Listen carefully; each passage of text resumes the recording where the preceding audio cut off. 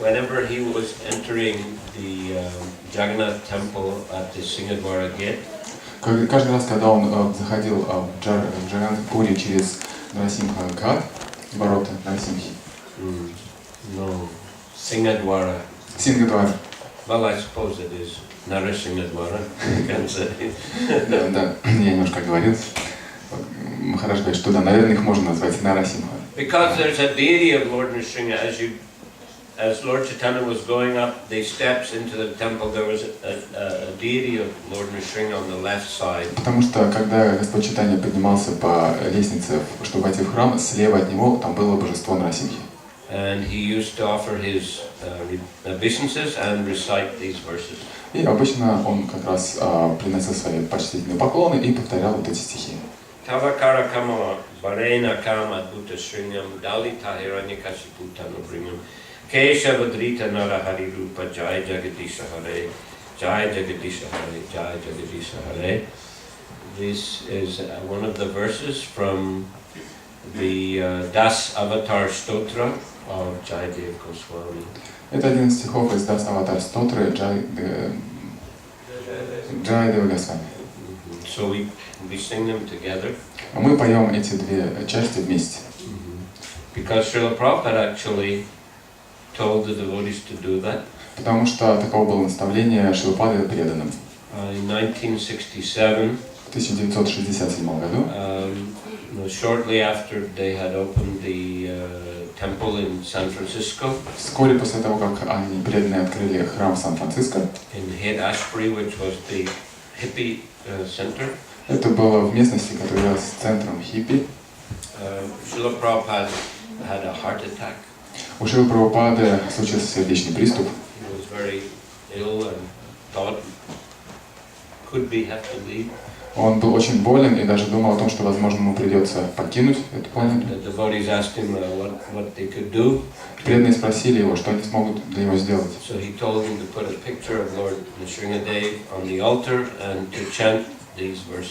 И Шрилапада сказал им, что надо поставить на алтарь изображение Нрисимха-дева и вот воспевать эти стихи. So they were chanting. There were only two centers then, New York and Los Angeles. На тот момент было всего. New York and San Francisco. На тот момент всего было два центра открыто в Нью-Йорке и в Сан-Франциско. They were chanting 24 hours. И преданные воспевали эти стихи 24 часа в сутки. Hare Krishna and these verses. Они воспевали мантру Харе Кришна и в том числе эту молитву Нрисимха-деву. And then Srila Prabhupada decided to go back to Vrindavan. Тогда Шрилапада решил вернуться во Вриндаван. And he spent about 6 months there.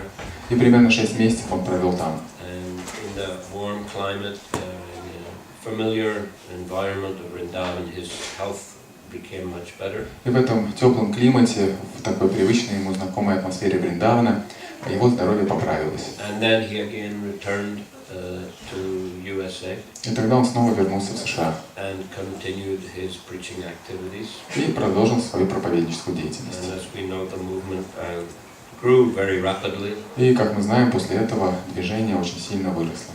Many centers were opened in North America and Canada. В Северной Америке, в Канаде было открыто много центров. And then Prabhupada sent disciples to Europe.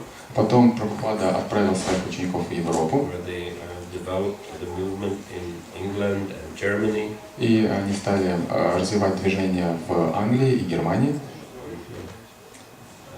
Then after that, Srila Prabhupada took many disciples to India. После этого Шрилапада взял большое количество своих учеников в Индию. And began the ISKCON activities there. И начал деятельность ИСККОН и там тоже. So, anyway, since that time,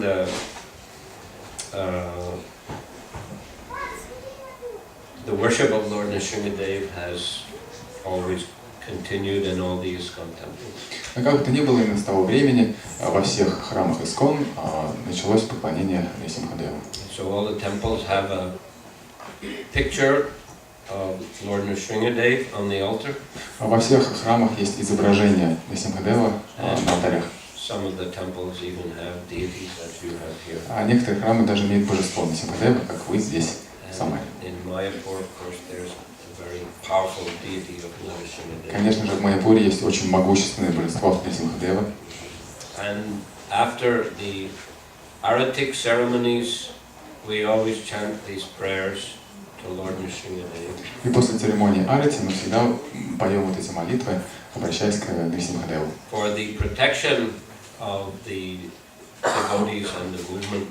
Мы просим о защите преданных и самого движения. Because there are many demonic persons in the world in Kali Yuga. Поскольку в Кали-юге в мире существует очень много демонических личностей, And the demons, as we know, they like to give difficulties to the devotees. и как мы знаем, демоны любят создавать трудности для преданных. As we find in this particular story from the Srimad Bhagavatam, Canto 7. Как мы можем это увидеть в Шримад Бхагаватам, в 7-й песне, вот этой истории. The story of Prahlad Maharaj and the appearance of Lord Nrsimha-Dev. Это история о Прабхаве Махараджа и о появлении Нрисимха-Девы. It is said that Srila Prabhupada gave more lectures on this part of the Srimad Bhagavatam than any other part. Говорится, что Шрила Прабхупада в своих лекциях больше всего говорил именно об этой части Шримад Бхагаватам, чем об остальных. So this story begins long, long ago. Эта история начинается давным-давно. When the 4 Kumaras, firstborn sons of Brahma, wanted to enter Vaikuntha. Когда самые первые сыновья Брахмы, 4 кумаров, захотели попасть на Вайкунтху. Lord Brahma is the first-born living entity in the universe. He is Swayambhu, coming from the lotus flower atop the navel of Prabhavishnu. Господь Брахма является первым живым существом во Вселенной, и его зовут Сваямбху. Он появился из лотоса, который вырос из пуха Гарбхадакашая Вишну. And his responsibility was to create the planetary systems and all the different species of life. И его задачей было создать все планетные системы и все живые формы, все формы жизни. The 4 Kumars were his firstborn sons. И первыми его сыновьями явились 4 кумаров. And he wanted them to assist him. Он хотел, чтобы они ему помогали. By marrying and producing offspring. Чтобы они создали семьи и производили потомство. But they were not inclined. They wanted to focus on practicing austerities and spiritual practices. Но они не хотели этим заниматься. Они предпочитали заниматься различными аскезами и духовными практиками. And Lord Brahma was angry, and Rudra, Shiva, appeared from his forehead. Господь Брахма очень сильно разозлился, и из его лба вышел Рудра. But nevertheless, these Kumaras, they were very determined. Как бы то ни было, эти кумары были очень решительны. They were great mystic yogis. Они были великими мистиками, йогами. They were Brahman realized. Они осознавали Брахман. And by their mystic power, they kept their bodies like small children. И силой своей мистической силой они поддерживали свое состояние тел в виде маленьких мальчиков. So they would not be pressured further to enter family life. Чтобы на них не оказывалось давление, чтобы они создавали семьи и жили семейной жизнью. They heard the glories of Lord Vishnu and became very inquisitive to have his darshan. Они услышали о славе Господа Вишну, и им очень захотелось получить его даршан. So they set out for Vaikuntha. Поэтому они направились к Вайкунтхе. At the gate of Vaikuntha, the 2 gatekeepers, Jai and Vijay, stopped them. У ворот Вайкунтхи их остановило 2 стражников, Джай и Виджай. You are just small children. You are not qualified to enter here. Они сказали: вы всего лишь маленькие дети, у вас нет достаточной квалификации, чтобы заходить сюда. The Kumaras were very displeased. Кумары очень расстроились. They said, your consciousness is similar to persons in the material world. Они очень были недовольны, они сказали: ваше сознание такое же, как у сознания у людей в материальном мире. people just judge each other externally on the basis of the body. Где люди судят друг от друга просто по внешним признакам, по телу. Therefore, better you go to the material world. Поэтому сказали, поэтому вам лучше отправиться в материальный мир. So they cursed them to fall into the material world. И они прокляли их, чтобы они пали в материальный мир. The gatekeepers were very shocked. Стражники у ворот были просто шокированы. And at that time, Lord Vishnu himself came to the gates of Vaikuntha. И в этот момент Господь Вишну сам появился у ворот Вайкунтхи. And said to the Kumaras, "You are most welcome. Please come inside." И сказал кумарам, мы очень рады вам здесь, пожалуйста, проходите внутрь. Because you are brahmanas. Потому что вы брахманы. At that time, seeing the Lord and smelling the aroma from the tulsi leaves on the Lord's feet, the Kumaras became pure devotees of the Lord. В этот момент, увидев Господа и вдохнув аромат с листьев тулости на его лотосных стопах, 4 кумаров стали чистыми преданными Господа. And the Lord said, "I would not hesitate to cut off my arm if it would be pleasing to you, to the brahmanas." И Господь сказал, я даже не замедлю, чтобы отрезать свою собственную руку, если это принесет удовлетворение вам, брахманы. So he showed his great love for brahmanas and Vaishnavas. Таким образом, он проявил свою величайшую любовь к брахманам и вайшнавам. The gatekeepers were very apologetic. Стражники очень сильно извинялись. But the Lord said the curse has already been pronounced. Но Господь сказал, что проклятие уже произнесено. But you can choose 3 births as demons or 7 births as devotees. Но Господь сказал, вы можете выбирать, либо 3 рождения вы примете как демоны, либо 7 рождений как преданные. And they decided to take 3 births as demons. И они предпочли 3 раза родиться в виде демонов. One reason given is that they could return more quickly to Vaikuntha. Одна причина, говорится, заключается в том, что таким образом они могли бы быстрее вернуться на Вайкунтху. But another reason, which Vishwanath-Chakravarti explains, но другая причина, которую объясняет Вишванатх-Чакраварти Тхакур, is that the Lord sometimes likes to fight. Заключается в том, что Господу иногда нравится сражаться. But in Vaikuntha, there is no one to fight with. Но на Вайкунтхе сражаться не с кем. Everyone is a devotee. Все преданы. Demons cannot enter there.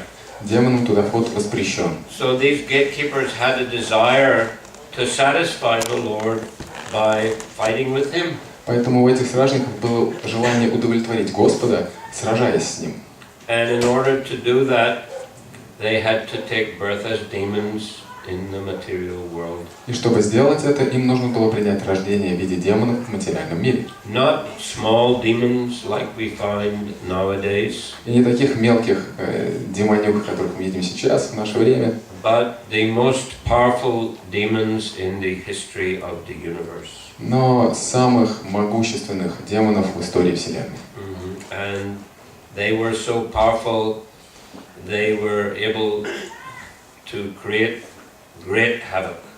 И они были настолько могущественные, что могли создавать величайший хаос во Вселенной. So first they took birth as Hiranyaksha and Hiranyakashipu. В первый раз они приняли рождение как Хираньякша и Хираньякашипу. Hiranyaksha was killed by Lord Varaha. И Хираньякша был убит Господом Варахой. So they were so powerful, the Lord Himself had to appear to defeat them because the demigods could not defeat them. То есть они были настолько могущественные, что Господу самому приходилось в материальный мир, чтобы сразить их, потому что полубоги не могли этого сделать. Hiranyaksha knocked the earth out of its orbit into the Garbhodak ocean.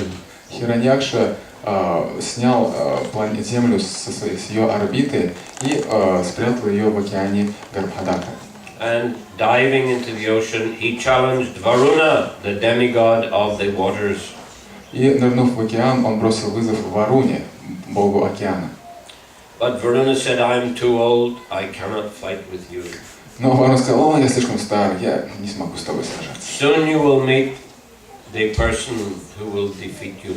Вскоре ты встретишься с личностью, которая тебя сразит. So with great eagerness, Hiranyaksha sought out Lord Prabhu, who at that time was lifting the earth back into its proper И position. в этот момент Хираньякша с огромной радостью увидел, как Господь Вараха на своих клыках выносит землю из вод океана. So he challenged him. И он бросил ему вызов. An amphibious beast, he said. Он сказал: ты животное амфибия. So the Lord didn't pay too much attention. He calmly, put the earth back in its position. Господь не обратил на него никакого внимания, он просто поместил землю на то место, на котором она должна находиться. And then he turned to face the demons. И тогда он уже повернулся, чтобы встретиться с демоном лицом к лицу. So there's a great fight, and ultimately the Lord defeated him. Была жестокая схватка, и в конце концов Господь победил его. So his brother Hiranyakashipu was very angry with Vishnu because of this. Брат Хираньякши, Хираньякашипу, был очень зол на Вишну из-за всего этого. And he thought that actually Vishnu is afraid of me. He's hiding in everybody's heart. И он подумал: на самом деле Вишну меня боится, раз он прячется в сердцах живых существ. And he wanted to become immortal, so that he could defeat Vishnu. И он захотел стать бессмертным, чтобы у него была возможность победить Вишну. So he performed many austerities, standing on the tips of his toes for 125 years. Он совершал много аскез. Например, он стоял на кончиках своих больших пальцев в течение 125 лет.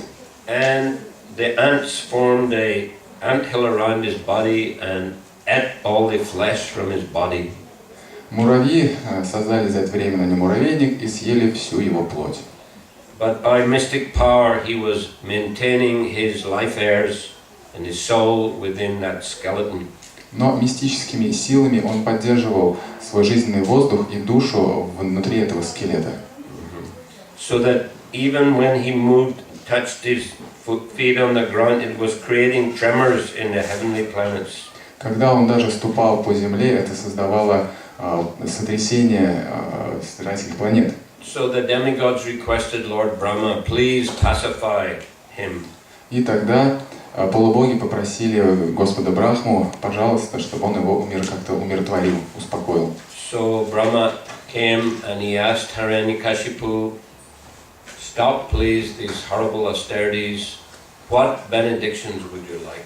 Когда Господь Брахма явился перед Хираньякашипу и сказал: пожалуйста, прекрати свои аскезы, какое благословение ты хочешь? So he says, I want to become immortal. И тогда ему Хираньякашипу сказал: я хочу стать бессмертным. Brahma said, I cannot do it. I cannot give that benediction. I'm not immortal myself. Брахма сказал: я не могу дать тебе такое благословение, потому что я сам не являюсь бессмертным. Then, thinking himself very intelligent, the demon began to ask for different kinds of benedictions. И тогда, поскольку Хираньякашипу думал, что он очень-очень умный, он начал просить разного рода благословения. Grant me benediction, I will not be killed in the day or the night. Он сказал: дай мне благословение, что меня не убьют ни днем, ни ночью. That's all right. Он сказал: хорошо. Grant me benediction, I'll not be killed in the land or the sea or the air. Дай мне благословение, что меня не убьют ни на земле, ни в воздухе, ни в море. Okay. Хорошо. Grant me benediction that I'll not be killed by any man or any demigod. Дай мне благословение, что меня не убьет ни один, ни человек, ни полубог. Or any kind of weapon. Никаким видом оружия меня не убьют. So in this way, and not, he asked for various benedictions, and Lord Brahma granted them, and then he thought, I have become immortal. No one can kill me. Таким образом, Хираньякашипу просил разного рода благословения, Господь Брахма все ему это дал, и Хираньякашипу начал думать, что ну все, теперь я бессмертный. So Hiranyakashipu, he wanted to have a son. Хираньякашипу хотел иметь сына. But Narad Muni understood this. Нарада Муни это понял. And at the time of conception, Narada Muni had taken the form of a bird. И в момент зачатия Нарада Муни принял форму птицы. And was singing Krishna, Krishna. И пел Кришна, Кришна. But you know, Hiranyakashipu was absorbed in conceiving the child. Even though this agitated him, he conceived the child. Но Хираньякашипу был слишком занят своим делом, вот, и несмотря на то, что это немножко его беспокоило, он тем не менее зачал ребенка. And so, because the name of Krishna was being sung at that time, the child that appeared in the womb of Hiranyakashipu's wife was a great devotee. И поскольку в этот момент, во время зачатия, звучало имя Кришны, то в лоне жены Хираньякашипу был зачат великий и преданный Господу. Then Hiranyakashipu went away to perform some other austerities. После этого Хираньякашипу отправился совершать другие аскезы. And the demigods, thinking that this child would be a great demon like his father, arrested the wife of Hiranyakashipu. Тогда полубоги, думая, что этот сын Хираньякашипу тоже превратится в такую же страшную демонюгу, они этого мать с ребенком украли. And they wanted to kill the child. Они схватили ее и хотели убить ребенка. But Narada Muni, knowing the situation, forbade them. Но, зная эту ситуацию, Нарада Муни им запретил это делать. And took that lady to his ashram. И отвез жену Хираньякашипу в свой ашрам. And there he was giving discourses on Krishna consciousness. И там он вел с ней беседы на тему сознания Кришны. So Hiranyakashipu's wife was listening, but you know, she became forgetful later. Жена Хираньякашипу все это слушала, но потом забыла обо всем этом. But the child in the womb was also listening. Но ребенок в ее чреве также слушал. Very attentively. Очень внимательно. So when he came out of the womb, he was already a self-realized soul. И когда он вышел из ее чрева, он уже был осознавший себя душой. Prahlad Maharaj. So the father came back, and when the child grew a little, then he sent him to the Gurukula. Отец вернулся, и когда ребенок подрос, отец отправил его в Гурукулу. And there he was supposed to learn all kinds of materialistic subjects. И там он должен был изучать разного рода материалистические предметы изучения. But being very advanced in spiritual life, Prahlad began to instruct his school friends about Krishna consciousness. Но поскольку в тот момент он уже был очень продвинут в духовном плане, то Прабхават Махарадж начал давать наставления в духовной науке своим одноклассникам. And they would chant the holy names of Krishna together. И вместе они воспевали святые имена Кришны. And he told them, my dear friends, human life is very rare. И он говорил: дорогие друзья, человеческая жизнь — это очень редкая форма. Therefore, one should begin to practice Krishna consciousness from the very beginning of life. Поэтому каждый должен практиковать сознание Кришны с самого начала своей жизни. So Srila Prabhupada liked to lecture on that topic and to cite the importance of practicing Krishna consciousness from the earliest